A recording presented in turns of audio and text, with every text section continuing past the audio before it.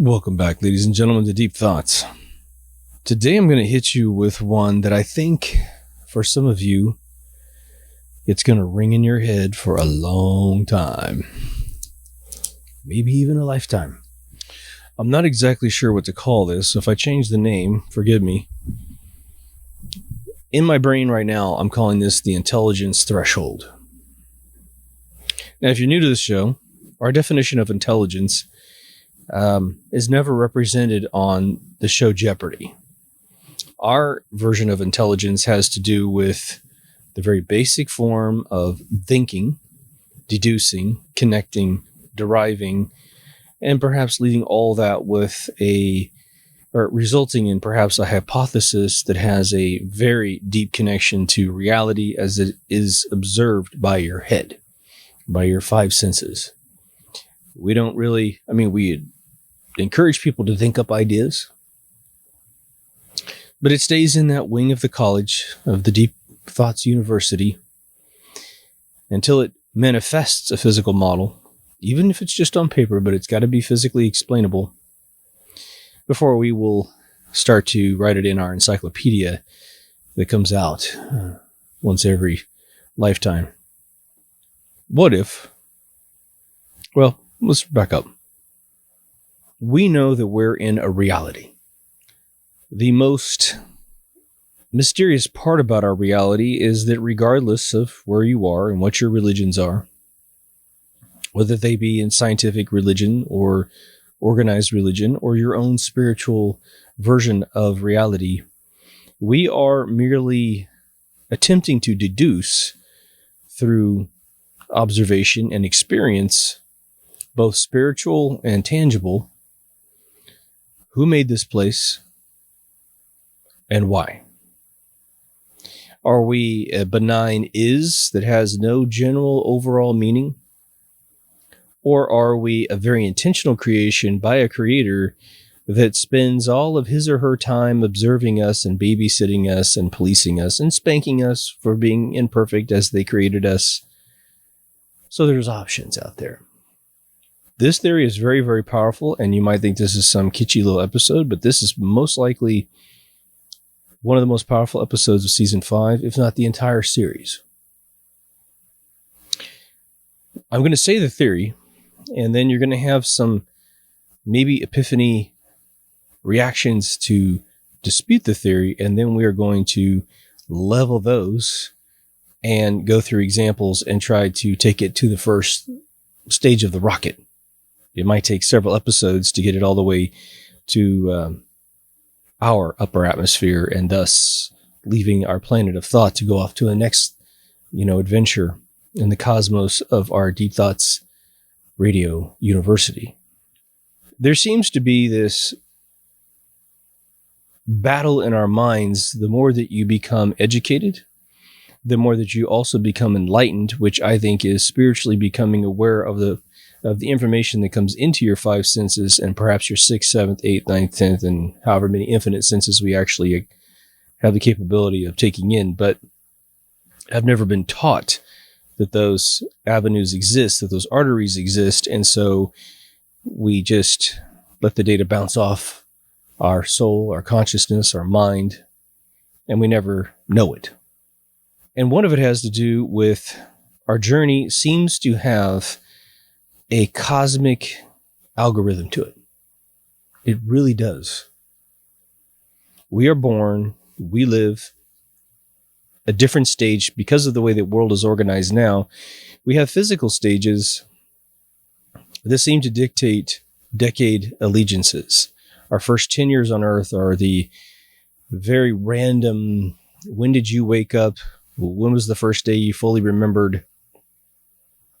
When did you become self-aware? How far back can you remember your existence? How detailed are those thoughts? And once we reach our teenage years, we gain a bunch of hormones, a bunch of upper-level education from where we were. Regardless of how bad education is, the curve does increase. And then when we reach our late teens, we end up being thrown out into society. And there's various stages that are dictated by the age of our body. You have so many years to gain a partner effortlessly. So many years you might remain perfectly fit without trying. Then things slow down. Life slows down. Responsibilities increase. And it continues until the mortal coil begins to deteriorate. All right. That's the foundation of our existence. When you advance up your thinking to where are you, who's with you, it becomes your immediate circle, your immediate family, obviously as a child, and then you gain friendships, and you gain lovers, and you gain business partners and friends and associates. And that's the second layer of consciousness. The third layer of consciousness is where you become globally aware that there are people all over this place that we are, and that they have constructed in years prior to your existence, whether we all be one day old or the correct age that we might think we are based on a birth certificate and someone telling us that we were born. There's a command structure in place, a government in place, laws you had nothing to do with that govern you. Then within that mezzanine, you start to notice the successful people, quote unquote, and the unsuccessful people. What defines success is always relative to the time that you live.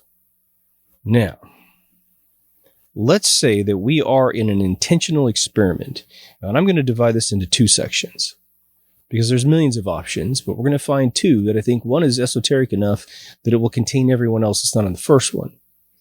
The first one is a God, a single unified being, an omnipotent creature that created all of the universe and us and maintains us nanosecond to nanosecond. That God invented us for a particular reason and is observing whatever experiment is our existence. If that doesn't sit well with your consciousness, then let's lean over to a straight up, without exaggeration, 1999 Matrix movie existence. Perhaps not with the robots on the outside and we're being made, to be batteries and what have you, and heaters. We are simply in a computer simulation and some group created us and they are conducting an experiment. Either way, those origin stories will work for our theory. I'm going to propose, and we're going to give examples, that there might be an intelligence threshold that is enforced in this reality. It is not necessarily draconian, meaning your IQ reaches a certain stage and you die. That would be a draconian enforcement of the intelligence threshold of which I'm going to discuss. What I'm going to tell you is that man, in this particular experiment, in a sociological view of our existence, is supposed to grow together in intelligence. We are not to be drastically apart from each other in our IQ. Now, of course, there's a few exceptions because we do have a few areas of the world that seem to be 5, 10, 15,000 years behind everyone else. And I would cite the very peaceful, well-balanced tribes of both Africa and South America. And perhaps, again, a few of the islands around New Zealand. And other like-minded areas, right? But I think that that is an exception that isn't going to cause a problem. Because the game isn't to say they're worried about folks that are behind a tremendous amount. And again, they're very happy. They're very peaceful. There's no criticism from me to them. In fact, I think they might be winning the game.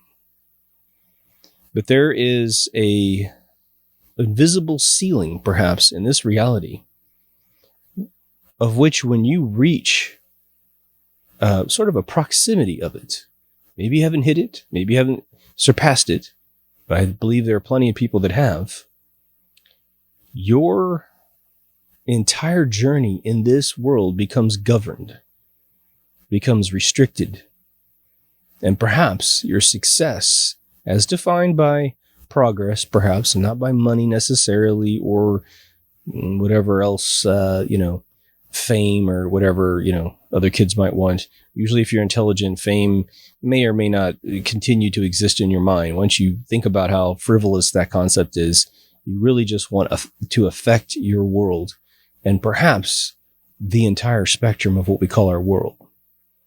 What do I mean by this threshold?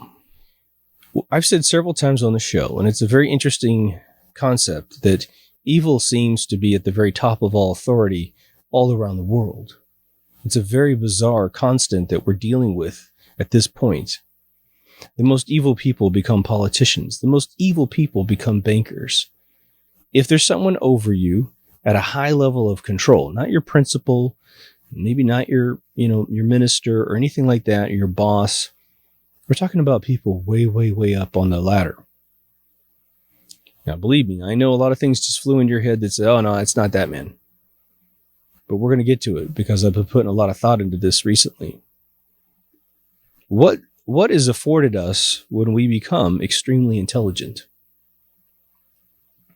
Typically, the outcome is twofold, but they're lined up on each other like train cars. One car goes first and the second car gets to go second because the first car is pushed through the membrane, right?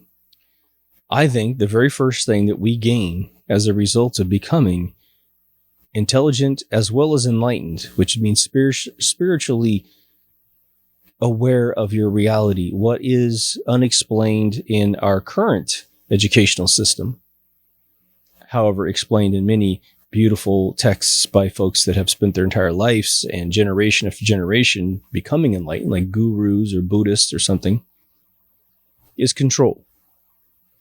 We gain control of our life the more intelligent that we become, not smart. Smart being the Jeopardy game. I know the capital city of some state. I know the length of the Nile. It's not bad information. In fact, it's critical information that are little factoids that will factor into the intelligent exercise of actually deducing something with the information. What is the second thing you gain by gaining control? Freedom. You gain freedom. Aha. Well, let's say you believe in God or these matrix programmers. Regardless, we have been put at a place that has a limited amount of real estate. Our planet, as it exists as the heliocentric globe, or perhaps you could say a flat disk, but in a matrix, it wouldn't really matter what shape it was. Pick whatever version of our world that we have access to via our feet and our planes, and it's limited. One of the most appealing things to me about a flat earth model to throw in here, because I think flat earth for me is matrix, but it could be God too. A lot of people believe it's a very, heavenly construct. Okay. But one of the things I think is utterly brilliant about the theory, regardless if you believe it or not, and remember, what was it? One of our generals, I think it was McCarthy or Patton or somebody. I can't remember. I can't believe I can't remember it, but it's, someone mumbled the name and then told me the quote, but it's the famous quote where true intelligence is being able to hold two opposing concepts in your mind and not shit yourself. Because that's the problem that everyone's having, right? Everyone hates globers if you're flat earthers, and everyone hates flat earthers if you're globers. It's like, man, you're still in the lobby of the Deep Thoughts Radio College at this point. You're not allowed in yet. But one of the greatest parts about that theory is the idea that as we try to approach this either theorized dome edge or an edge that leads to more oceans on the outside of a disk, and there's other continents out there, like the map that's grabbed off the dude who ended up in the Japanese airport. That's just a fascinating story. It's just a great story, even if it's fake. But it was documented, supposedly, in the newspaper over there. But is it that the oceans get colder and colder and colder? More brutal. The continent that's down there, Antarctica, whether it be a disk rim or a true continent, it's got land. And so it goes way up in the air, chills the air down, and it's just really tough to live there. You can die in an instant up there, or down there, I should say, relative to North America. It's like it has a built-in barrier, and that's a metaphor for what I'm talking about.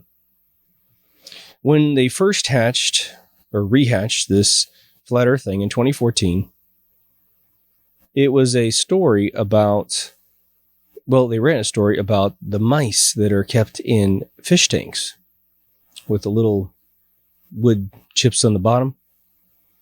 And the story goes is that mice in these containers, about once every 30 days, seems like a very long time, they end up doing a pilgrimage on the edge of the fish tank, digging on the edge all the way around. Keep going in circles and circles and circles until they convince themselves there's no way out. Part of that that's fascinating to me is that the mouse reaches a point where I'm tired of this place. I'm a pattern creature just like you humans, and I'm tired of this pattern of this little tiny cage you got me in. I want to roam around. Even if I get eaten by a cat, at least I lived. And so the association was made with man that as long as the disc was big enough, man would never reach a point where man would feel like this mouse in a cage and never try to get out. But we have now reached an age of global travel via plane, via boat, that we now have 100% the ability to figure out every square inch of this planet. So, why would that whole theory happen? Now, let's say you're on a planet too. You're a heliocentric person. You don't lose the entire theory of this creation keeping us on this ball in space of which may or may not exist. No one's proven it, and you've never been in space. But you can trust these organizations that lie to you every single day, like NASA and all of its little partnerships as they co-brand, fake achievements by man for all these other countries that want to impress their citizens. It's a money game. It's a control game. But we're stuck here. If the Van Allen belts truly exist as we perceive them to exist, and as tests have proven, then we really can't leave, because that has to be conquered. And we can conquer it if that's all that divides us between us and other planets and us and other galaxies. We will find a way to get around it. The only thing that would stop us is if the materials of which we need to exist in space simply don't exist. So let's say you're made of ether, and for whatever reason, there is no ether between planets, which is absurd. But if that were the case, we would just cease to exist. We couldn't take our ether with us. But that's a different conversation. But now let's go over to the matrix side of this, because speaking on behalf of God it's a little tiresome. We are programmers. We know that right now there are massive multiplayer online role-playing games, MMOs, that simulate quite literally reality.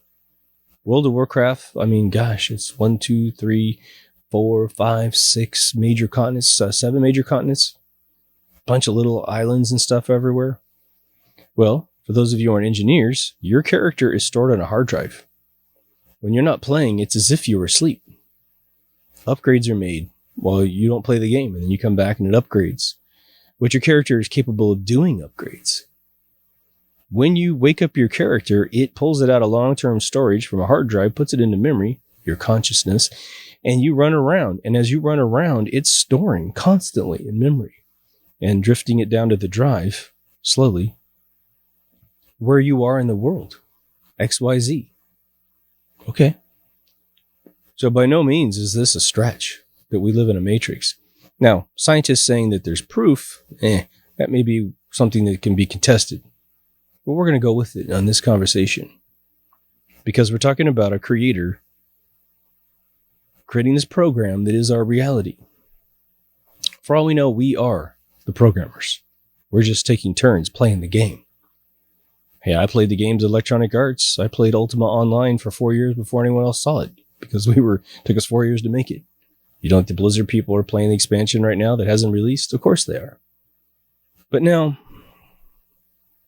In World of Warcraft, when you play the game and you fly around and you find like the edge of the universe, and tons of games do this, right? Skyrim does it, Oblivion does it, Fallout does it.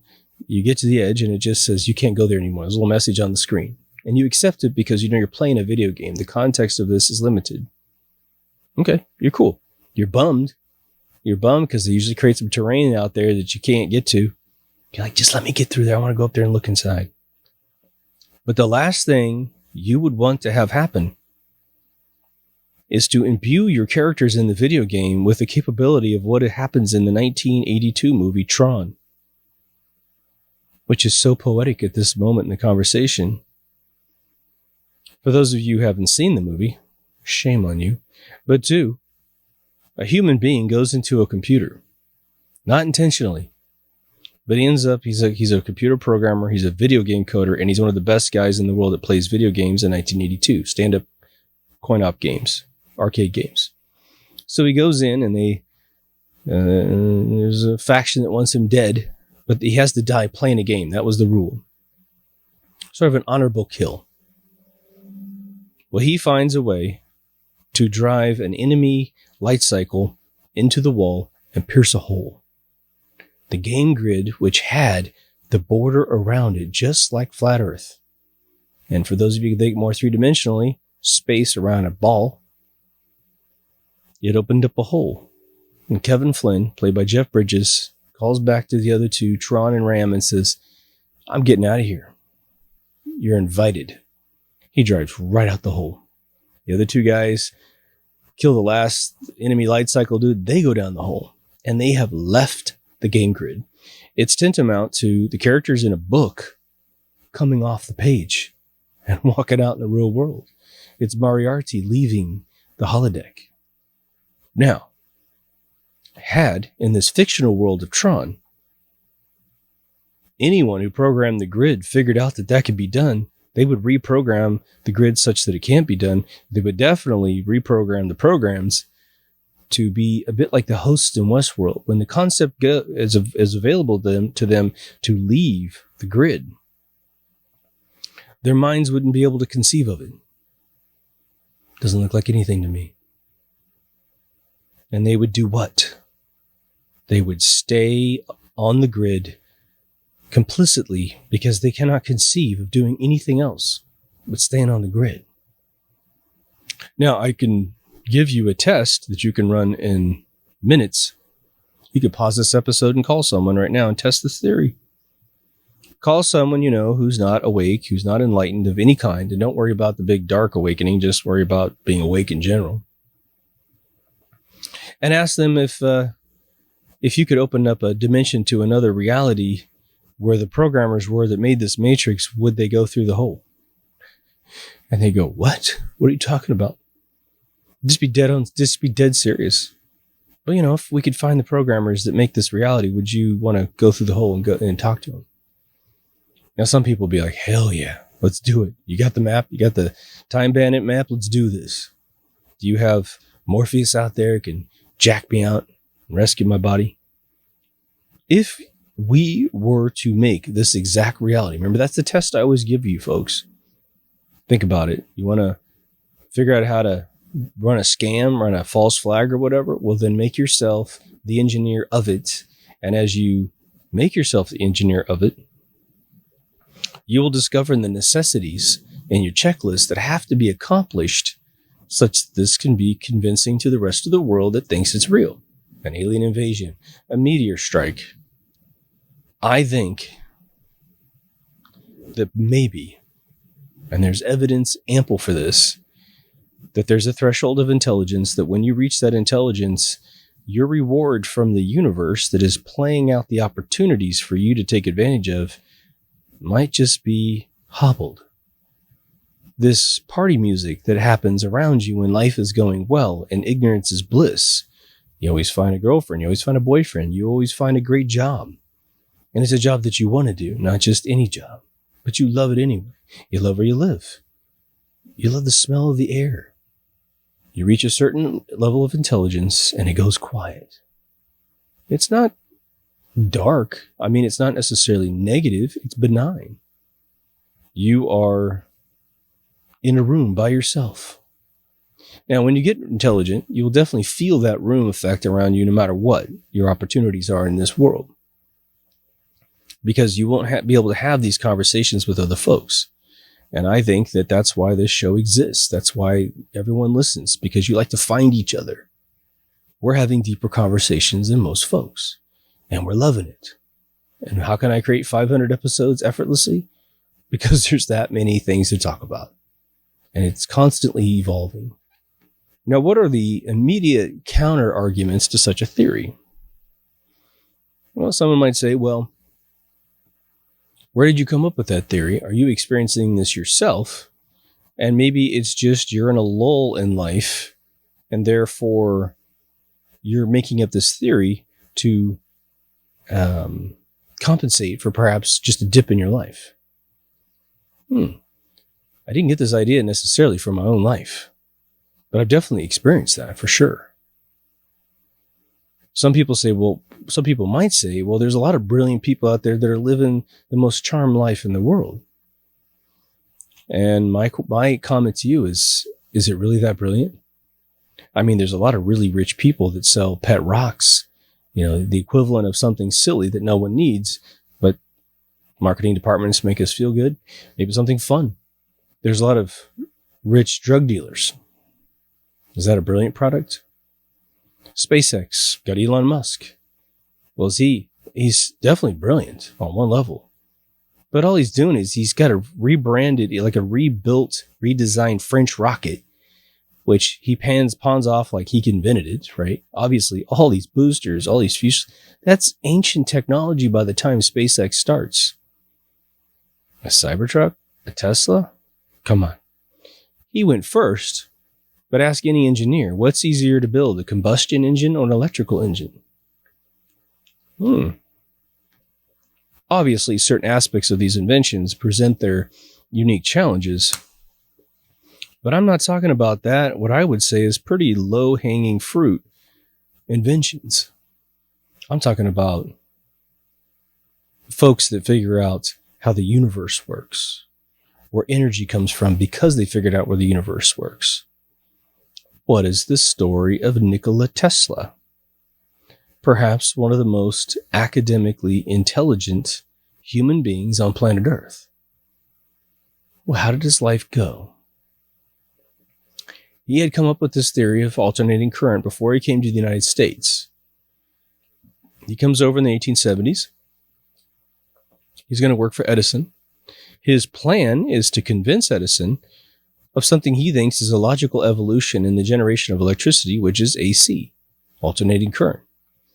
But Edison is 1,000% committed to direct current and absolutely has no patience to go back to zero, even though Tesla already had it figured out as to how to create it. And I believe there was some alternating current proof before Tesla moved over here, but he made it possible to do it and made it economical and made it work for electric circuits. And so he was really the difference between it being a reality and it just being a theory. Now we know the story of Tesla. He went through all kinds of phases of incredible celebration and success. The World Fair in Paris, I believe, where he lit the whole place with alternating current. He went on stage and did one of his infamous shows where he surrounded himself in basically a cocoon of plasma energy, something that under most circumstances for any one of us, if we tried that at home, we would turn into a little charquette of ourselves. We would be dead instantaneously. But he so understood ether, as he documented, that he was able to play with fire and get away with it. Now think about it. He opened the kernel code of the matrix. If you want to go in a biblical sense, he literally got the how to do it yourself guide from God. He was destined to reach a point where no one could stop this guy. We think about all these inventions that we have today, like 3D printers, But 3D printers 3D printers have been invented on a nano level at this point, an atomic level. The quantum computers, he would have eaten that thing alive. We also have, Alan Turing? What was his life like? He was going to be chemically castrated because he was a homosexual. He eventually took his life because they kept chasing him around because of his sexual orientation. But what if someone says, well, what about Einstein? And you haven't seen episode 400. Well, he was a fraud. If you are passing along fraudulent science, the Big Bang, dark matter, black holes, as I always say, then you can go forever because you're misleading the entire population of the Matrix. And essentially, you are aiding the coders in making sure that no one ever finds out that they're actually characters in a book that potentially could escape. If nothing else, maybe escaping is a silly way of saying it because potentially we are entities that cannot escape, just like characters in a book. But they don't want us to become self-aware of where we are. Now, Tesla is romanticized as dying in his apartment in New York, penniless and all this other stuff. I don't buy that. I mean, he lived in his 80s, okay? Not exactly a failure. Not physically, not financially, not mentally. He was hit by a car, and then he died as a result of his injuries. So that seems a little suspect. Could he have been assassinated? Oh, yeah. Oh, yeah. I mean, the list of people that would like him off the planet is damn near infinite. It would be add up all the bankers, add up all these theoretical hack scientists like Einstein, and then add up any monarchy that's a banker through proxy of being anointed by a lady in the lake, right? But I want to submit that the more that we pierce this veil of consciousness and reality, I mean, look at this channel here. I don't mean to whine and I don't mean to make excuses, but this channel only has 4,300 subscribers at this point. It's been around for 5 years. There are QAnon pages that have 250,000. They've only been around for 2 years. Should tell you something about where the mind is. Maybe useful information, but not going to threaten our position in their matrix. It's not going to threaten perhaps God's experiment, which is, no. You're not supposed to leave the maze, man. You're supposed to stay in the maze. That's why I made it. Don't be thinking about how to get out. Now I'm going to throw some props to my flat earth folks. And Globers, don't get all upset because this is a very different thing I'm going to say than you probably prophesize. But the comment I get a lot, and people don't know, which is really funny, I made an episode that's called Does Space Exist? A long time ago. And that episode was me saying this way before Flat Earth was ever out there on YouTube. It was based on the idea that I have tons of friends in CG in Hollywood, aka television, who do space simulation constantly. And I asked my co-host, Kyle from MK Ultra Radio, which no longer exists, he's a 2-time Emmy award-winning space CG cameraman. I said, Kyle, have you ever dreamed of being in space? I mean, you stare at screens all day. You have spaceships all day long. And Kyle puts the cameras in space to shoot the scenes. He's the director in space. He's a very coveted role in Hollywood because most of the folks are, either animators, modelers, texture folks, and they don't do the camera work. And Kyle looked at me and he goes, no. I said, well, how's that even possible, dude? You're staring at this 12 hours a day, sometimes 14 hours a day. I mean, he worked on, Serenity and the show that made Serenity, which the name escapes me because I never watched it. He worked on all the Battlestar Galactica. He worked on some of the Star Treks. He's done all kinds of stuff. He's finishing up on Top Gun now. He goes to work because we're shooting the show in 2014 to 2015. And he asked all of his buddies, dudes, have you ever dreamed of space? What do you mean? Have you dreamed of being in space, in one of our spaceships, living in space, being in space, floating in space? Everyone looked at each other and went, no. Oh. Well, did any of the hosts in Westworld think about being outside of Westworld? No.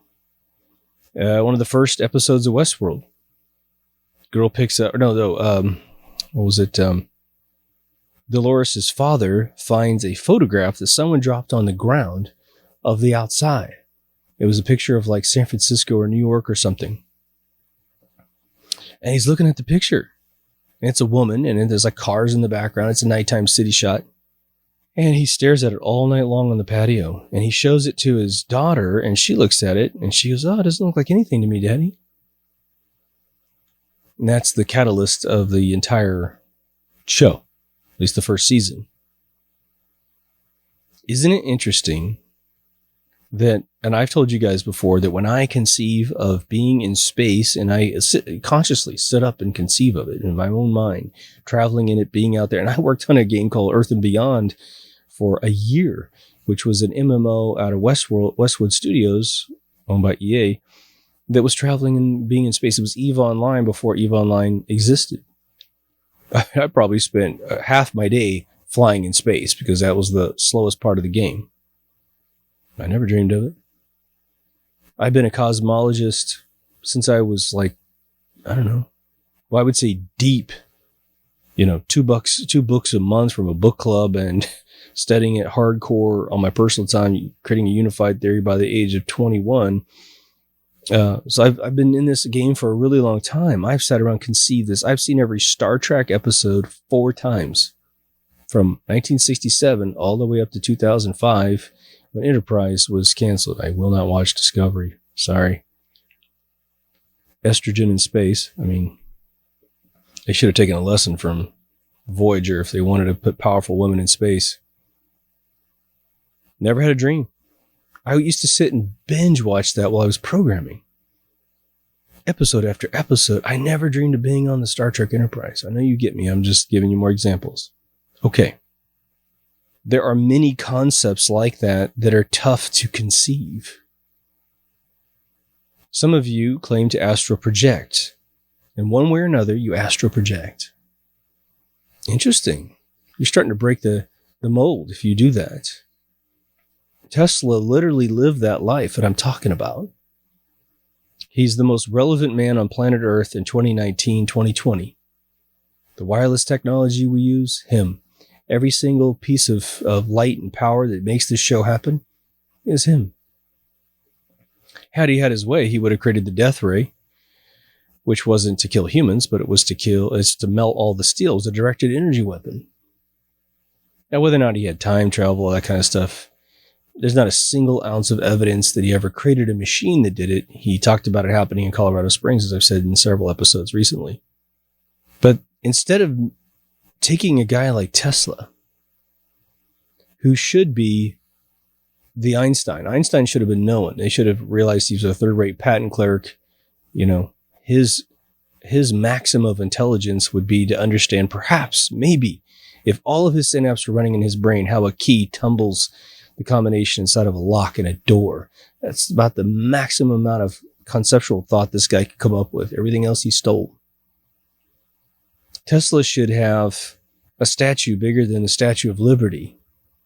And it should be built by the entire world's funds because the entire world operates on Tesla technology right now. Your home wireless network, Tesla.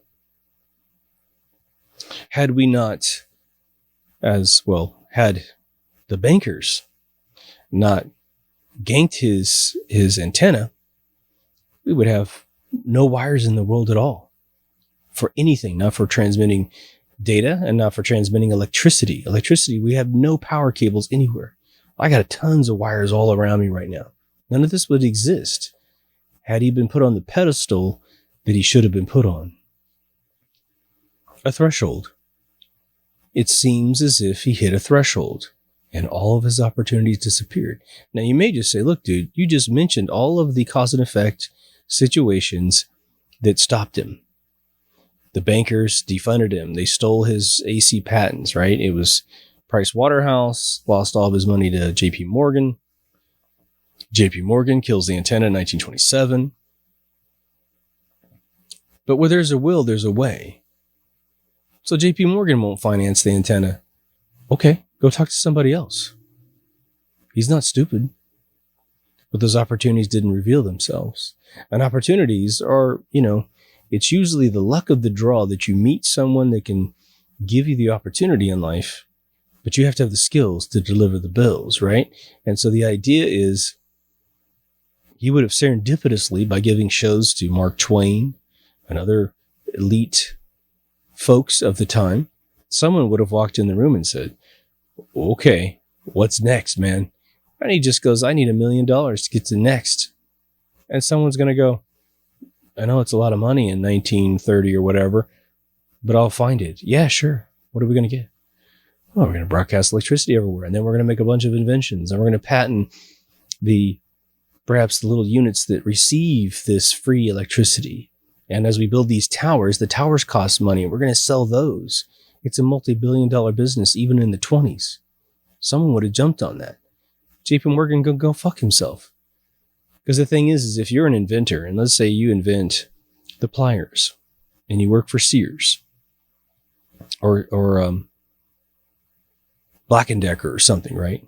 And they say, we're not going to fund this next thing you're coming up with, which are the vice grips. Well, you just quit. You don't tell them about the vice grips. You go make the vice grips by yourself. Then you find an investor to help you manufacture them, never giving them the ownership of the patent, but cutting them in on the profit once they finance the factory. Once you read Tesla's writings about his life, you will find out he was way more intelligent than that little basic business model. Turing. What was his big thing? Alan Turing's thing was artificial intelligence.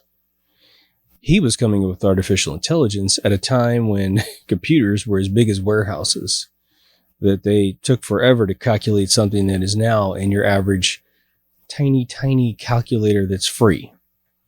Now, I will say on record, I'm a huge fan of Alan Turing, have been in my whole life. Studied the Turing test in the 80s. The Turing test is really, without creating levels of the Turing test, it is not hard to satisfy the initial Turing test that he came up with. And so we have to add more probability and statistical analysis to make sure that this artificial intelligence truly behaves like a creative human. For me, a Turing test would be, write me a poem right now, write me that's very meaningful to me, and maybe I give it some parameters and it actually writes a great poem, or writes a movie that's funny or dramatic, or an action-packed scene that's not full of cliche archetypes that have got us some other lookup table, right? But I will tell you that the story of Alan Turing and the Enigma machine, you will find out that whole thing was fake. I know it's a romantic, it's a great movie with Cumberbatch, one of my favorite actors in the entire world, but you will find out that that entire story is a total story. And boy, was that an era of stories, right? And the thing is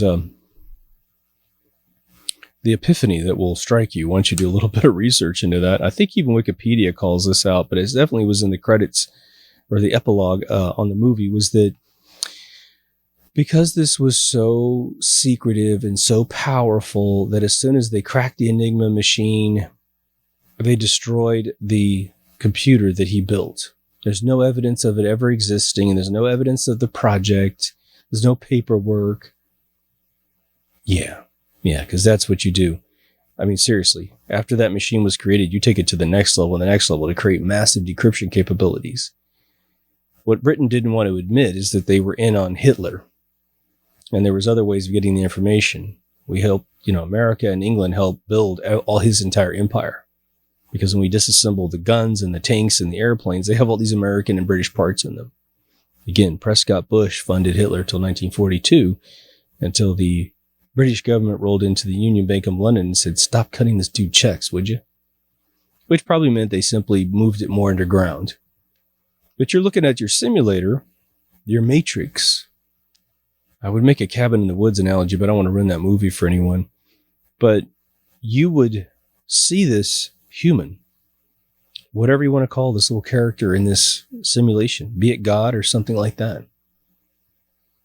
And one way to do it would be to say, well, let's just make Tesla and Turing not want to do this stuff. And then they'll just kind of wake up the next day and they'll want to collect Bondi trees, right? Whatever. They want to raise dogs for a living.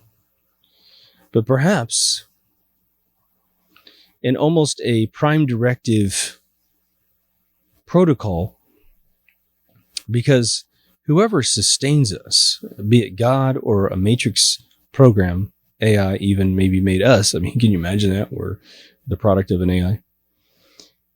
That they won't mess with our destiny. The inside of our mind is our mind and our sovereign property. But they have to, and perhaps we all agreed on this before we came down here. You know, if you get too smart, we're going to have to mess up your life, right? And maybe we sit there like some Marine about to jump off into some space world, and we go, yeah, I'm going to make sure that's my goal. So you're going to have to stop me because I'm going to get so smart in this world, you're going to have to gank me. Stan Myers created an engine that ran on water. Go look up my episode on Stan Myers. I forgot the exact, it's in, I believe, the last part of last season. He's a gentleman that figured out how to perforate hydrogen out of tap water without a complex fuel cell. Dirty old house water. No problem. Proved it. Took it to Oxford University. Proved it. 0.5 amp to 650 amps of electricity. Wow. Pretty amazing. They killed him. And they gave him some cranberry juice and killed him. 2 investors were across the table, took the sip, ran out the door, fell on his face and died. And they said, they poisoned me, was his last words. Well, free energy. Think about it. Now, there's plenty of oil theories for that one. But perhaps the method by which you perish or suffer, and maybe suffer is even too strong of a word. You stall. Your wheels spin and you can't get it to go anywhere. Maybe that's what it is. Who knows what the effects are? But there are countless people who have gone through this algorithm before we were even born. And what's interesting is typically when you take someone's life and you assess it, the Teslas of the world, Tesla was a good man, a good, genuine man, as good as a human being gets. He was never associated with any sort of crime of any kind. He was never unkind to people. He was eccentric. He definitely had an ADHD thing, which he talked about. We didn't have a name for it, but he was a compulsive person. So we put, lawful good in his D&D little orientation. But what do you do with the people? Where do you put the people that ganked him? Unlawful bad or evil bad. A J.P. Morgan, who was a proxy to the Rothschilds. He died with $2.5 million to his name, but according to the lore of his life, he should have had hundreds of millions, if not a couple billion to his name. He sold out so that he could wear his little top hat. Not to be remembered in history as a hero, but as a villain. And that's the way it goes. For Turing, it was the British government and those that would support this, hey, Turing's sexual orientation had no effect on anyone else's life in a negative way. But because people didn't understand how to deal with that, supposedly they had passed this chemical castration law if you were caught engaging in homosexual activities. They had to spy on him to catch him. That's how tough it was. He wasn't like in the middle of, London Square and doing this stuff. He was doing the privacy of his own home. Do you even feel like you have the right to know what he was doing? Nah. But they nailed him. Now, let me ask you. Let's go to Stan Myers. And again, oil industry most likely, provided the mechanism to kill Stan Myers, no doubt. J.P. Morgan provided the means of defunding Tesla because he was going to wipe out their energy market. Einstein tried to dissolve the the factual sciences of ether such that no one could ever find or get on Tesla's path ever again. Turing, he was so ahead of his time. As long as he was dead, they could usurp his technology, usurp his programming, wait 40 years to turn it back on again. And they just want the DoD to go first. Then you can have little tiny scraps on the bottom. But if I said to you right now in this video, I've got a new invention that makes tap water electricity, or a combustible turbine that can spin a AC motor and create electricity. Again, it's a bad alternative for what Tesla was going to give us, but you do need to carry usually a fuel supply on you. If you're a jet, your car moving quickly, you do need that power supply on hand. Relying on a transmission tower to send electricity to an electric motor turbine on a plane at 30,000 feet going 550 miles an hour, I wouldn't trust that personally. Something could happen. I could fall out of the sky. No, thank you. I need the fuel on board. But if I proved it, what should happen in a rational matrix, an irrational world of any kind, supported by a creator that wants you to go to your apex of existence, would be that I should be national news on every rag in the world. So-and-so in his backyard created this motor, published the recipe. Now the entire world could just make this equipment. He tells you where to buy all the parts. But it wouldn't happen that way, would it? Stan Myers had his engine, proved it, I believe, ABC. Got a little spot on ABC. No one ever heard of this guy yet. You know, he's dead. He's been dead for 22 years, and people still don't know who he was. Seems like there's a threshold. Seems like there would be a very logical thing to make sure that threshold was enforced. So now let's take it to the next stage. We're at the Deep Thoughts University. We're in this heavy new division that we've created that is investigating whether or not this is actually just a matter of coincidence, which it could be, or if this could be somehow tested. What would be the very first thing that we would do? I think we would look at the common denominator of this theory. What is the common denominator of this theory? I'm going to name 3 people. Nikola Tesla, Alan Turing, Stan Myers. Nikola Tesla, never married. Alan Turing, never married. Now, if Stan Myers was married, I'm unaware of it, but maybe he was. But they're very isolated people, especially with Turing and Tesla. 2 T names. Isn't that cool? Maybe that's the thing. So what we would do in our university with a little bit of funding would be to scour the world and try to find the next Buddha of this technology. Find them. Find what they are creating that is going to change the world, thus giving us more control and freedom in the end. Freedom from what, though?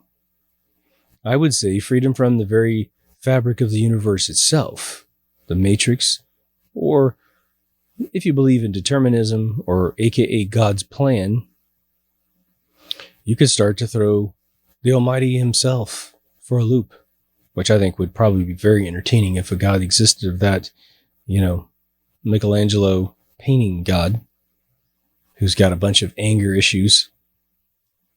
We would find the individual, protect them, and empower them. What do you need? Do you need time by yourself? We've got, in our fictitious college, of course, we would have experts of every single science and have open-minded scientists to say, okay, I'm sure you're going to throw something at us that we haven't thought of before, but instead of fighting you like a bunch of mentally handicapped scientists, which seem to run the world today, we're here to support you. If you say something we don't understand, that's just fine. We'll ask you again until you get it explained at least to one of us. Then you can go back to your work, and the one of us that gets what you're saying, confirmed by cross-referencing your explanation, will teach the rest of us. And if you want to send us off on a particular wing of your research, because one thing has to be researched. You haven't had time to do it. We'll go do our best to assess the information. Perhaps we can't deduce it, but we'll bring it to that individual and have them deduce it. Well, here's all the options we found in the Rubik's Cube. Which way do we go? Now, wouldn't it be interesting if we were to pull that experiment and all of us start having writer's block? We have research block. We have theoretical conception block. We just can't solve these simple things right in front of our face. I mean, we can feel there's something there, but just like the hosts in Westworld, it doesn't look like anything to us, but we know it's there. For those of you that research flat Earth, and by the way, I want to give you guys another piece of footage you can play with. For those of you that know how to fisheye footage, and I don't think I have anything that defish. I have some VR software, actually, sorry, that probably does it. But there's a show called, it only ran for 2 seasons, 4 episodes apiece. It's called Man Lab. You can find it on Amazon Prime for free. In the 3rd episode of 2nd season, they did an experiment. Well, they did a funny thing. It's actually one of the best episodes they ever made. They got the idea, because they come up with these really funny things to do, where they got a cremated cat and a cremated bird from the owners. And they built weather balloons where they shoved the ashes into the balloon. And then one of them did it with helium, one of them did it with hydrogen. And they sent it way up with these great GoPro cameras attached to it. And they went, one went about 25,000 meters and one went 30,000 meters up before the thing exploded. And all the footage survived. I mean, it was the most perfect versions of these high altitude balloons, but they had the most incredible footage of the Earth at these incredibly high rates. So they were able to get about 80,000 feet with the hydrogen one. And you could take that footage that they have, and if you're aware of the distortion and you've seen it several times get corrected, you can do it in your brain. It's as flat as hell at 80,000 feet. Now, I'm telling you have to go 80 miles up, but 80,000 feet is pretty good. For all these people that tell you, oh man, I can see curvature out of a plane, we all know that's bullshit. But anyway, back to you flat earthers. I know plenty of you that are trying to get the evidence, the real proof. I mean, proof. Please keep going. We need to know either way. But haven't you found it interesting that just debating this and talking to the people that especially get angry? So there's that group, which I think is a fairly small group, but you have a ton of people that just look at you like you're nuts. Like they don't even understand the words coming out of your mouth. They're a host. And that's what it feels like to be at your level. You've now conceived of something that is threatening the very fabric of this existence. You could believe in Jesus Christ and the biblical God out of Rome. And that guy would still probably go, yeah, don't get to the dome edge. Please don't do that, because then everybody's going to go to the edge and then you guys won't be productive anymore like I need you to, or like we agreed this place should be set up as. And so I'm going to have to flood the place again. And in the Matrix, who knows? They do like a Dark City update at night. I don't know. But now I did an episode that was, I don't think it was as understood as some folks hoped it was going to be. I mean, it wasn't profound that you didn't understand what I was saying, but you were looking for one target and I went a different way, which is the NPC discussion. Now, the lowbrow NPC discussion is that all these Mockingbird journalists like Anderson Cooper, who's a Vanderbilt grandson, did his internship at the CIA, who had the Mockingbird Project in the 50s that Rod Serling talked about in his only interview in 1959 before Twilight Zone launched. That's the one that's banned on the internet. If you start posting memes with those little NPC gray guys, your account gets suspended because, again, there's this mysterious force that doesn't want you to wake up, right? But the NPC thing I brought you was that, going back to our original example at the beginning of the episode, it seems as though, especially if you were Christian religion, you have to concede that the devil has completely taken this planet over. You are living in a prison cell of the devil, with hopes that Christ is going to come back and reset this place. Wow.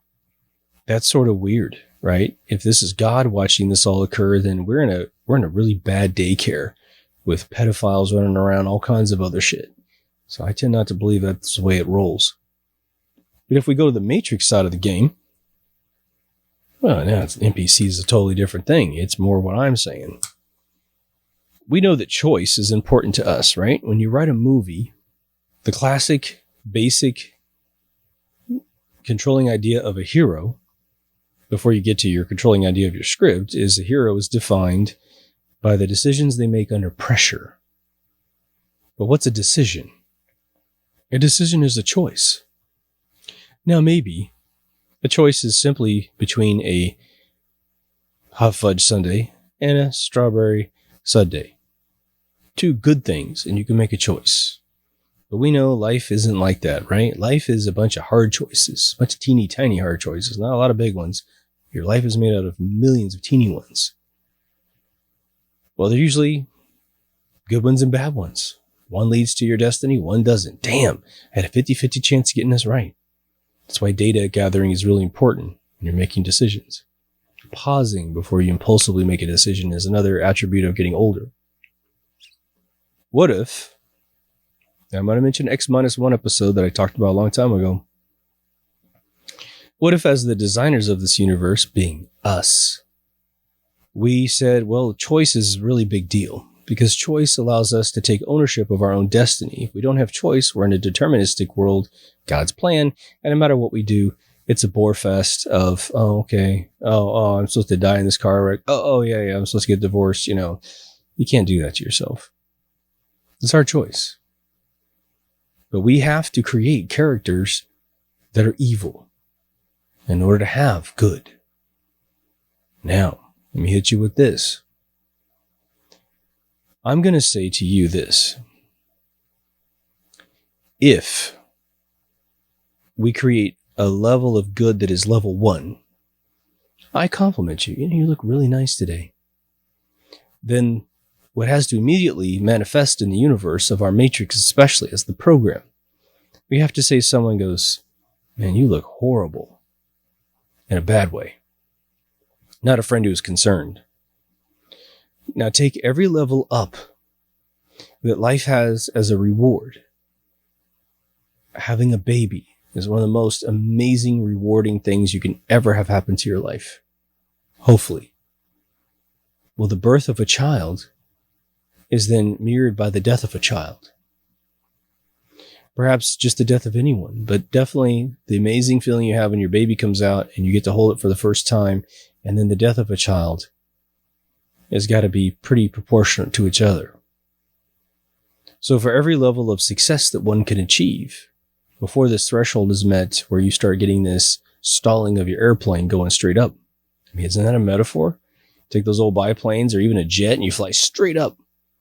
Up meaning enlightened. What happens? The atmosphere doesn't help you out at a point and the plane starts to stall. And no matter how much thrust you put in this thing, it's going back down. And then it's really hard to operate to get control over it again, unless you're a stunt pilot, right? So what if all these bad characters in the world are simply put there automatically? How is it that we have a lot of people that don't seem to have, and this is going to be really funny for some of you, their origins are mysterious. We have a former president of the United States who sealed his own records the day after he became president. His birth records, his previous records. The only person in history that I know who's ever had to do that is Adolf Hitler, because he was a Rothschild grandson. His father was a Rothschild son. He was the son of his father, and so he's a Rothschild too.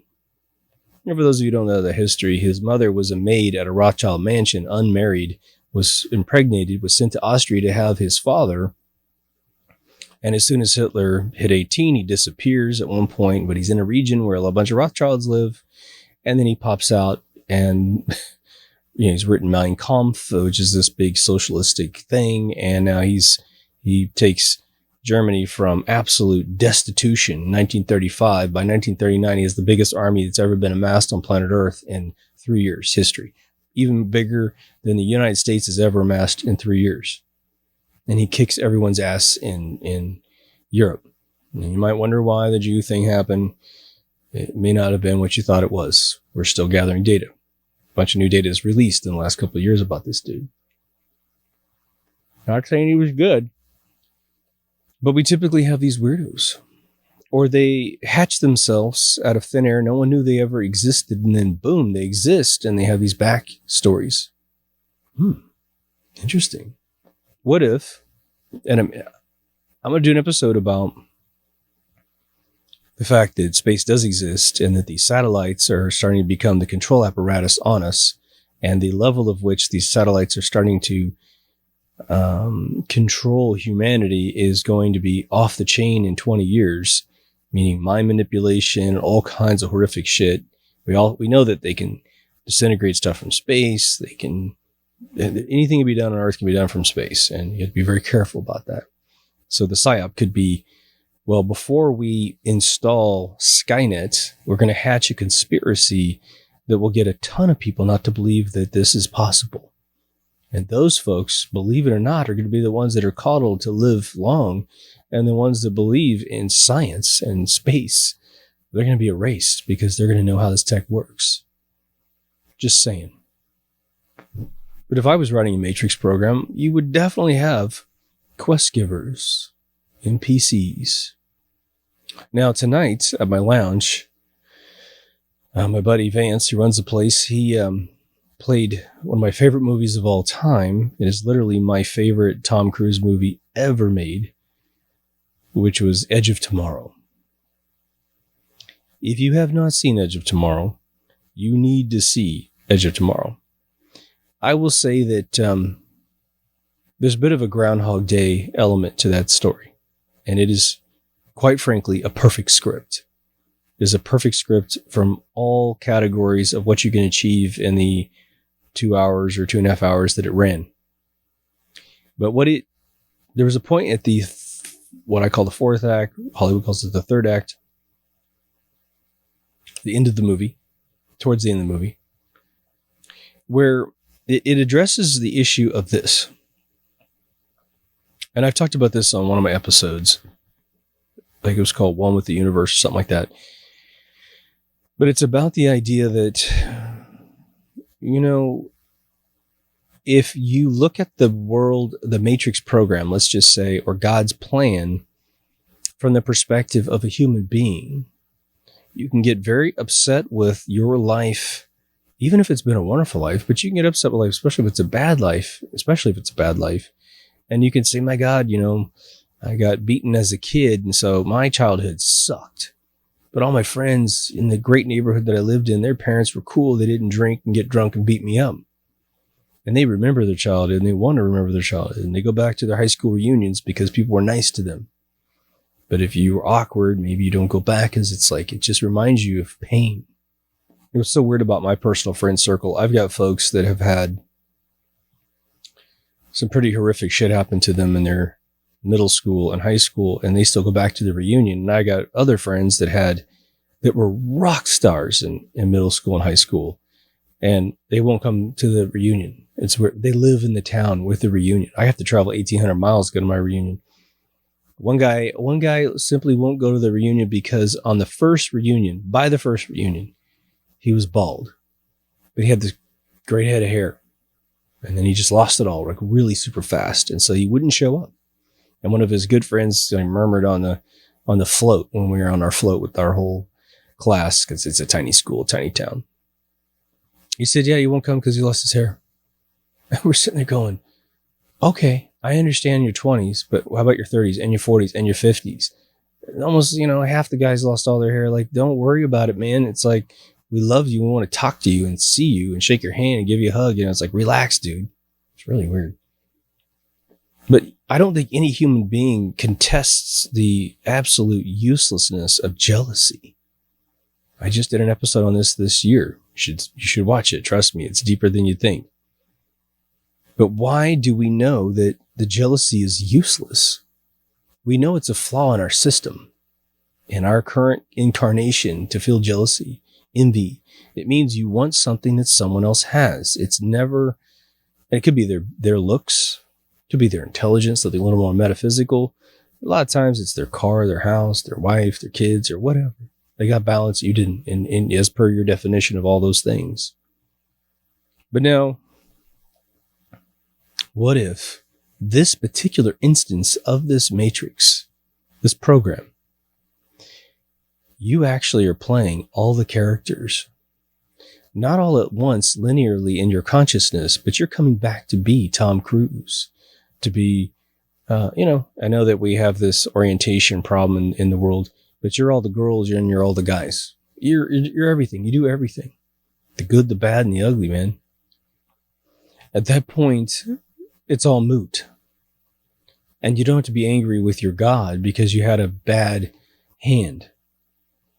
I said in my One with the Universe episode that you might have so much steak and ice cream and shrimp and lobster and whatever you love to eat, sushi, whatever is your food of choice. And I mean this metaphorically more than an eating exercise, but you've had so much good stuff. You've been all the rock stars you'd ever could imagine. You've been every movie star and director, whatever turns you on, man. WWF wrestlers. That after a while, you keep going up to the green room after this life, if you pop out of the matrix, like, oh, it was a fucking computer. Oh, shit, man, high five. All you remember is come back. You're like, oh, yeah, I forgot I played this game. And you're like, okay, just like any video game you might have, you put it on level 9. You're on level 2 before. Let's try what hot and spicy feels like, right? Bam. And you come as some poor kid, bad parents. Maybe you just die when you're born. Maybe you live a little while, then you die. Maybe it's a painful death once. Maybe it's not. You don't worry about it because it's you. It's you determining everything.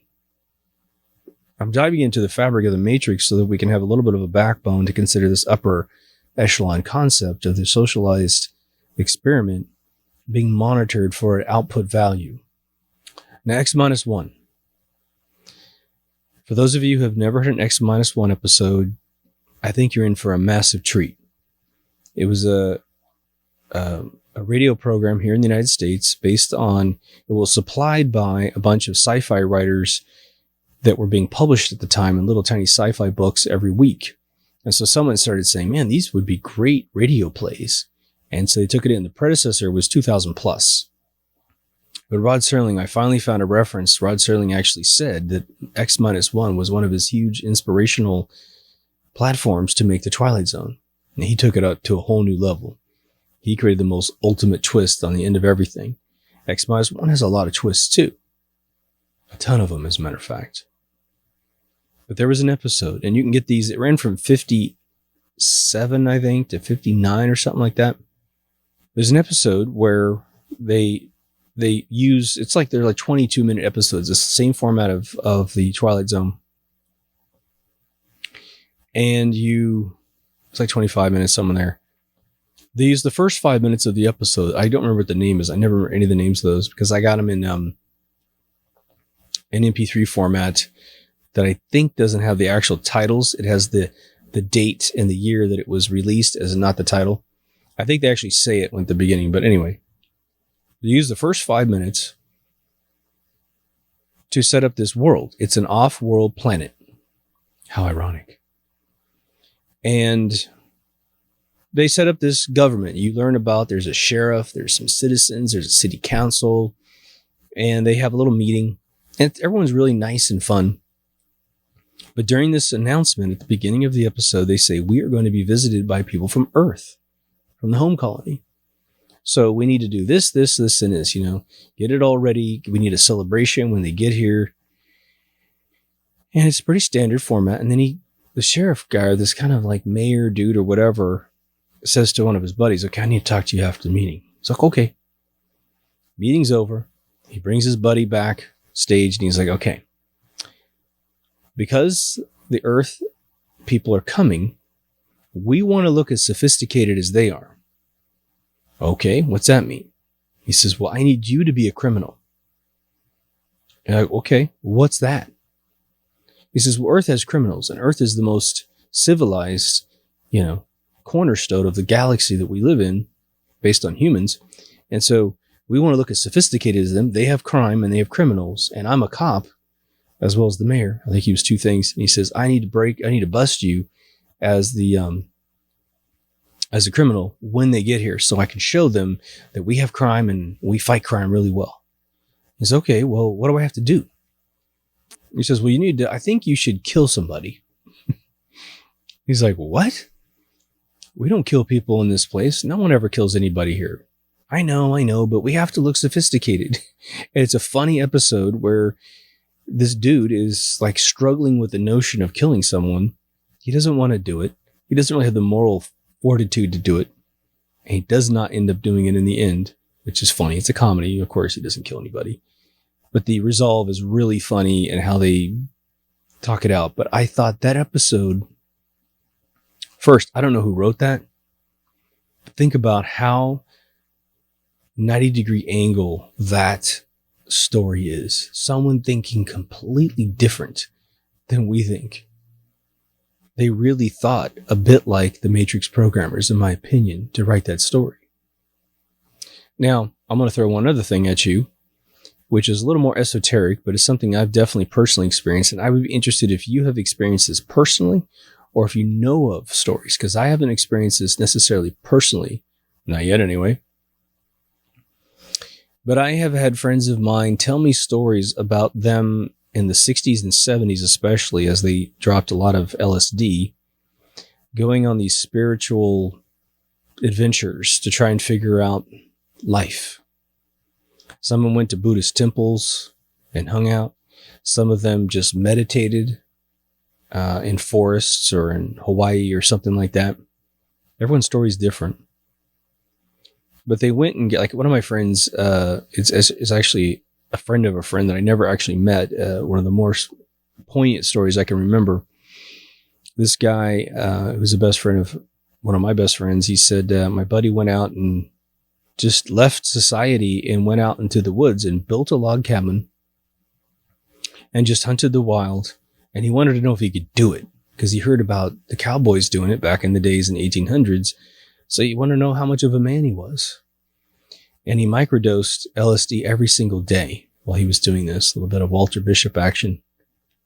But they invariably, if you hear that story beginning, they get really sort of discombobulated and more antsy than ever. And this is where you hear a lot of the philosophers from the Greek days say, the more I learned about everything, the more I realized I knew nothing. Think about that. Think about what I'm asserting here, a threshold of intelligence that turns you into basically, it doesn't look like anything to me. The more you ascend in your intelligence, the more you reach this plateau where you're like, you know what? You feel as if man hasn't figured out anything. Like I went into cosmology huge in my teens. And I mean, college level books, devouring them, encyclopedias, magazine, everything I get my hands on, talking to people. And you realize physics breaks down at so many levels, it's ridiculous. Quasars that are supposedly on the edge of the, I don't know if it's the galaxy or the universe, as far as we can look out there, and they're flying away from us. Supposedly the redshift indicates they're flying away from us at 2 times the speed of light. Well, it doesn't make any sense with the Einstein bullshit, but if you're an ether person, works just great. I don't know exactly if we all reach that epiphany of feeling like you know nothing, and whether or not the data that comes through our brain at the exact same time, because I'm sure that almost none of us could articulate why we come to that conclusion sometimes. But what if that feeling and that organization of thought in the mind, your consciousness, which is the combination of your brain and your soul and your body working together to create this instance of your consciousness, maybe we're all having that comedic moment in our mind where it just all doesn't make sense. And we don't know how to react to it. And so we lose track of it. And we go, oh my God, I had everything in my mind yesterday. maybe even this morning. But the more I research, the more it just seems to become vacuous, vaporous, diffuses in my own mind such that the facts that I had in my head are gone. Have you ever had a situation where you were thinking about a problem? Some people have this when they're high. You definitely have this when you take LSD, and a bunch of stuff makes sense. And then as soon as you come down out of that state of mind, whatever's causing it, could just be you're in the shower, you're driving your car, everything made sense for one split second. And then the next second, you can't remember a single thing you were thinking of.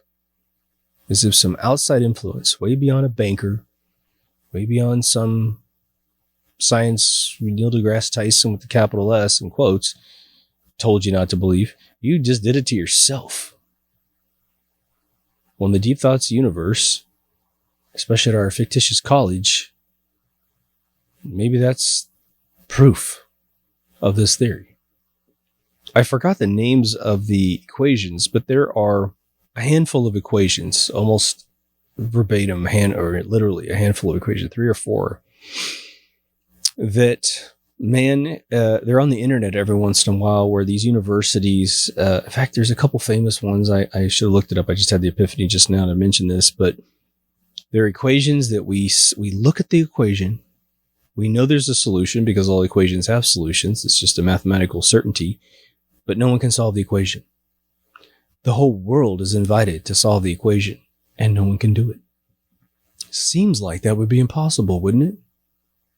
But what if they say they teach algebra to teach you how to think, and that's really the truth. Simplification of algebraic equations definitely helps you think.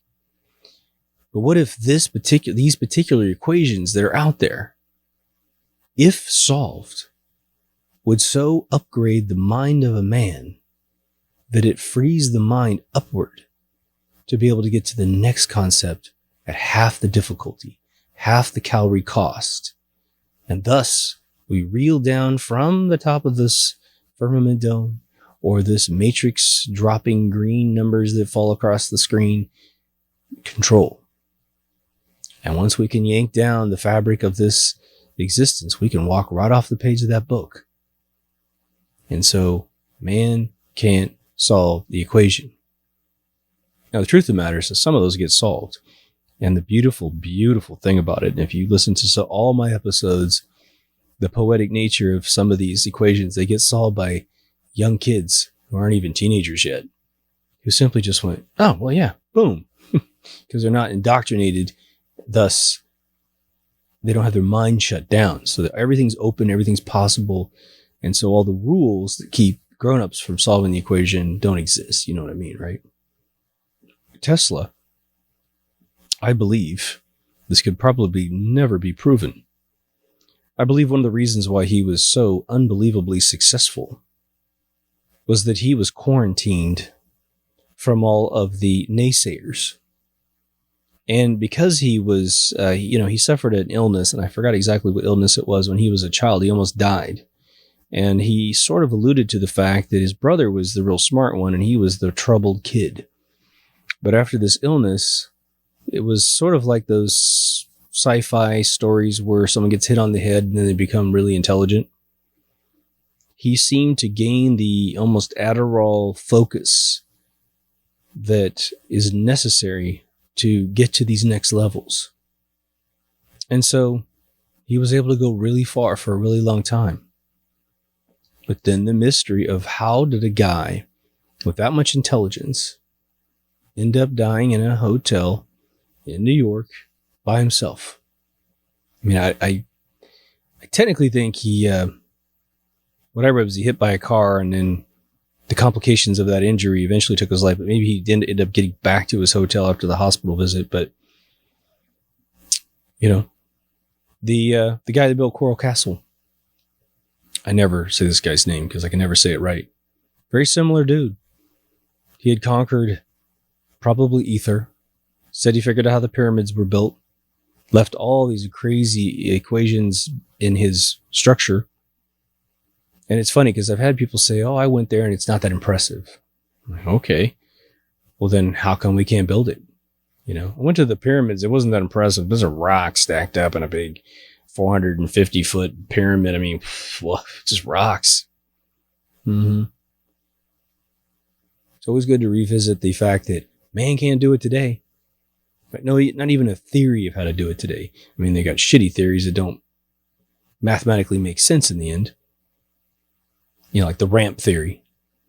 That's a good one. The ramp takes more soil or stones than any of the pyramids used to create themselves. So we'd have a pile of rocks somewhere bigger than all three pyramids combined just to create the ramp.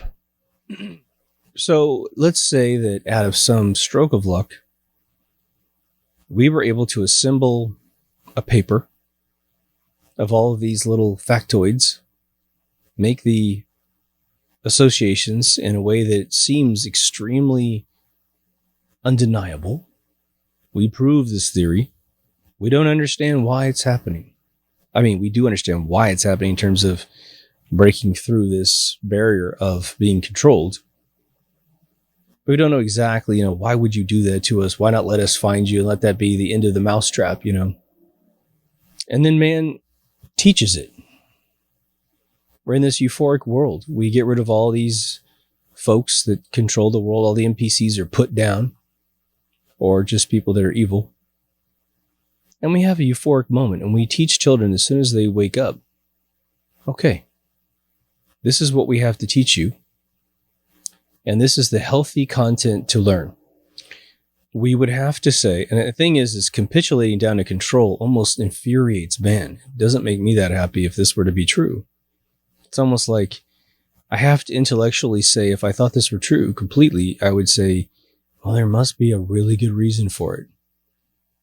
It's like the episode of Star Trek where they come up on a planet, they look at it, then all of a sudden they wake up and they're all, their memory of the event has been wiped, and Data has been tasked with making sure they never remember where they were, because the society on the planet doesn't want them to know anyone. They don't want anyone from the outside to ever find them. And so they've created this little apparition in space so you don't find it, but the Enterprise pushed through it, found them, and then they all work together to make sure that they never remember it. It's a very interesting thing. But you couldn't tell kids, for instance, well, this is the way it works, and if you think too much, you're going to get to this point and your brain's going to be shut down, because all that's going to do is create kids that want to do it. You can't smoke cigarettes. Oh, okay, well then that's the first thing they're going to do. But I think for those of us that are awake, meaning we have shunned all of the mind control indoctrination, right? Science is mind control. Science is, well, I should say official science. It's there to teach us to close our minds and be happy about it, because we have it all figured out. Big Bang is how the universe was created. Regardless if physics breaks down before the actual bang happens, regardless if we can't find the real mass that would make it actually occur like that, regardless of the fact that gravity is a push and not a pull, be satisfied, as Shakespeare would say. It's a hard one to deal with if that were the case. One thing, just as I have about another inch on this stick here, one thing that always always romanticizes my mind about these ideas of a matrix or a dome, a biblical dome over the planet, is the notion that perhaps, for those of you that believe that Colonel Byrd, is that his name? Or Admiral Byrd, or whatever his name was, the guy that went to the Antarctica and roamed around for 20 years and said all kinds of wild things about the place that don't jive with what we know today, what we're allowed to know today. Then the 54 Treaty is signed to make sure no one's allowed down there without permission. It's like it's all cordoned off for ridiculous reasons. Like, what do you care if I go down there and get frozen? The asinine assertion of the 54 Treaty not to go to the Antarctica without permission is that you can go to Mount Everest and die. No problem. They don't give a shit. Go up and die. But you can't go down to Antarctica and die. That doesn't make any sense, does it? But let me ask you this question. Maybe you can answer this in the comments. I'm not trying to milk you for comments ever, just so you know. I just love hearing your opinions. It's what I get out of this.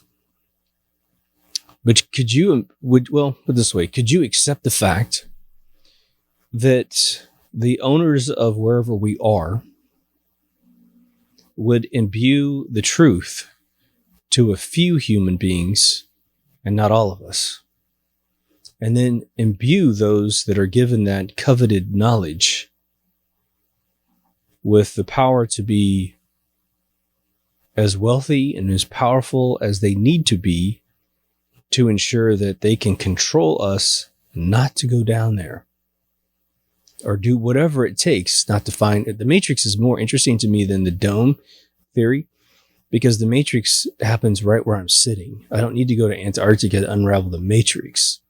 But for the flat earth dome thing, you have to go to the edge and then you have to mess around. But the Matrix is just as applicable, in my opinion. But what if that's the game? And the equation goes, and I've said it once before, if not 10 times before. What if their deal with those that are serendipitously blessed with this information or entrusted with this information is the following? Well, if you allow your race, your instance of us even, say they're humans on the other side, if you allow the experiment to go bad, then that's exactly what's going to happen. It's going to go bad. And, I don't necessarily believe in Noah's Ark whatsoever, okay?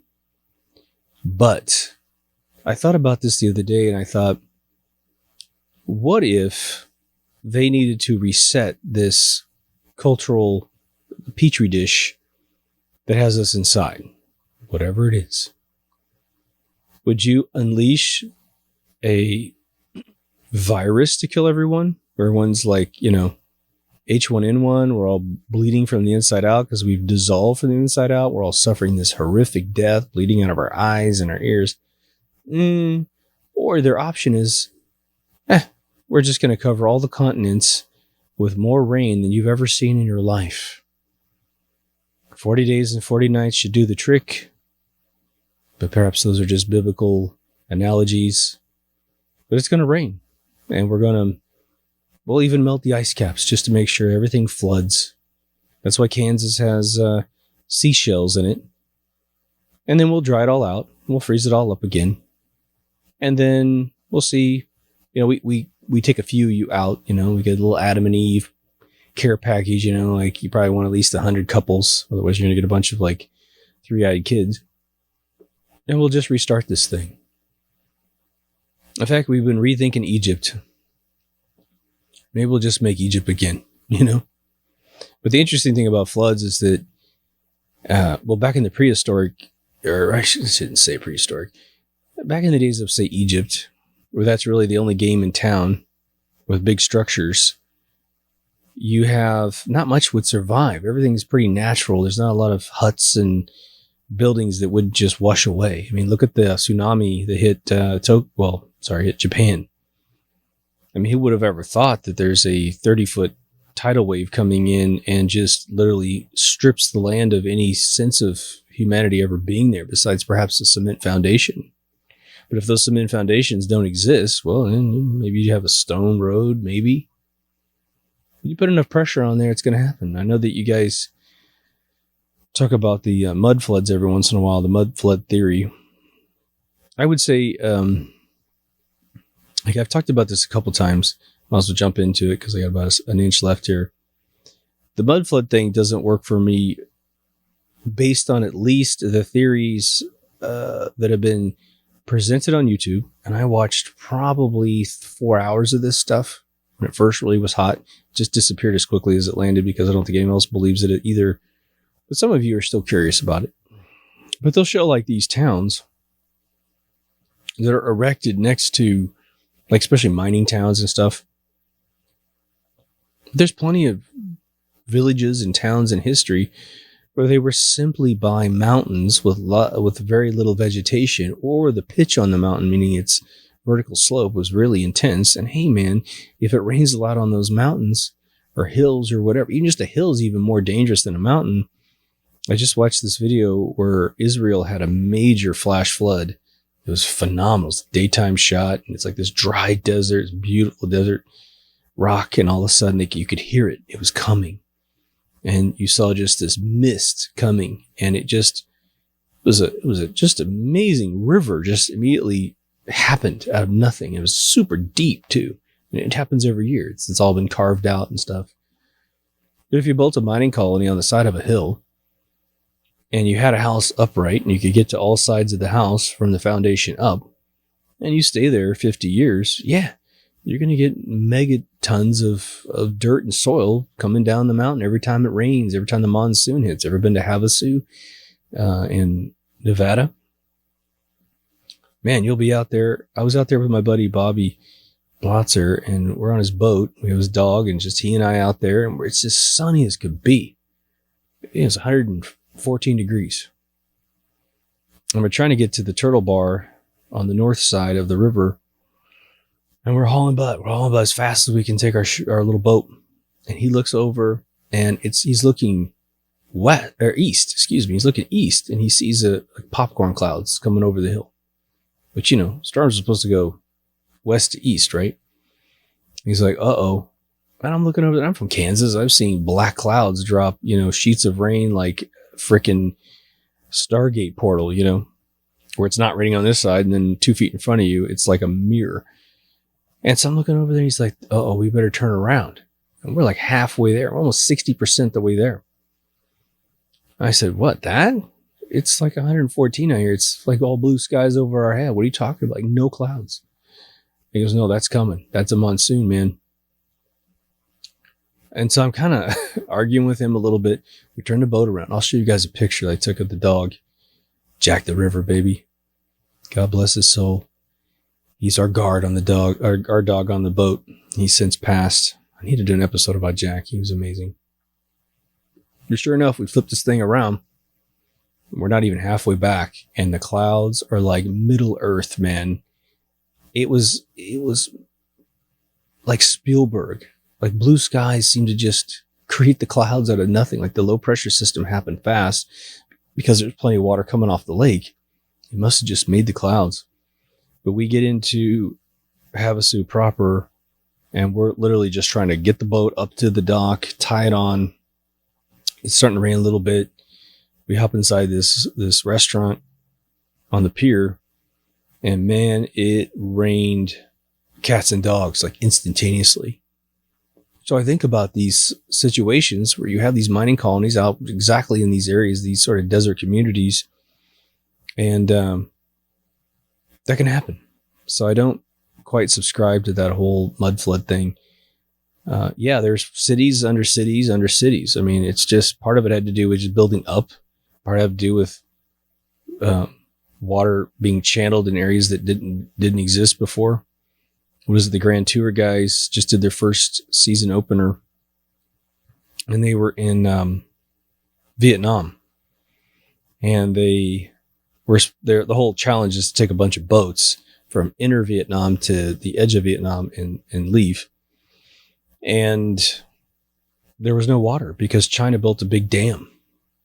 Well, dams can be built, and dams can be the results of rocks falling, Anyway, let me know what you think in the comments. I would be interested in any experiences that you've had as you become enlightened, and whether or not it augmented your life. Of course, it augments our souls, right? Because the more we integrate algorithms of truth to supplant the algorithms of lies that we've been told our whole life, it's a beautiful experience. It's almost if like the Holy Spirit sort of theory of going inside you and you feeling better about the world sort of thing.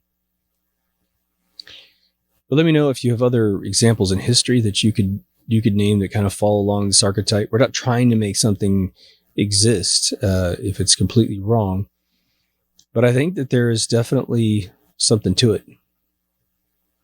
And I think it would be, again, if we were charged with making the Matrix program that is our existence. If you watch the movie Matrix again, which I just did recently, you will have an episode about the Matrix from 1999 from me. which it should be a timely thing because the Matrix 4 is coming out, I think, this year. Same day John Wick 4 is coming out. Well, it's going to be a glorious day. But I really do believe that we would make the program like this. We wouldn't want our subjects to be aware of their surroundings. And I think that we wouldn't do it to spite them. I think we would do it to protect them.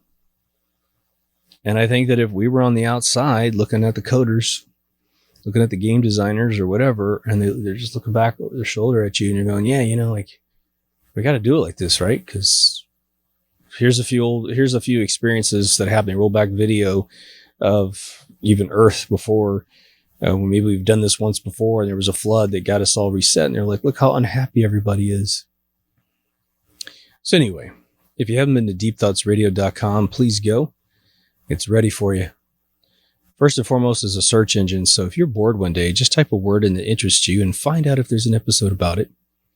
Second thing you can do is go to the category lists. If you're on your mobile device, scroll down below. If you're on the website, it's on the right on your computer. And it just has the categories.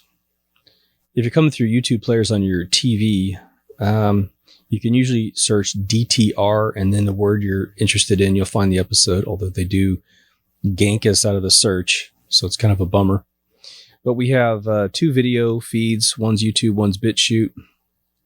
Please get an account on BitChute because they need our support. It's the First Amendment protected video alternative to YouTube. Unfortunately, they don't have an app for the TV, but if YouTube got really draconian, which they haven't, they would definitely make that app and get it out there. Plenty of links for podcasts. Social media is a locked Facebook group of some of the greatest people on planet Earth. We are starting to get some new members, so welcome aboard, everyone. We have Twitter, which is taking off as well, and I think contributing to the show's overall subscription hike. In the last week, I've had 20 new subscriptions, so that's like a record-breaking thing for the latter seasons of the show in spite of shadow banning.